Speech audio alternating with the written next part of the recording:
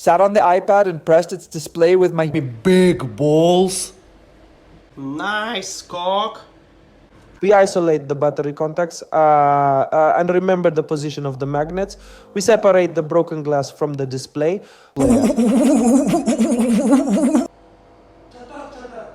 Check in our iPad. Beautiful. We clean our display from dust particles. We align the new glass with the display and place... Oh no. First, we make a little dot like this, and after that, we place the display with the glass in the vacuum press. After the vacuum press, small bubbles remain.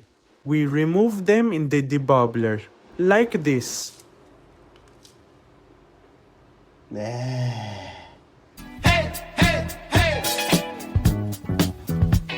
What you got to say?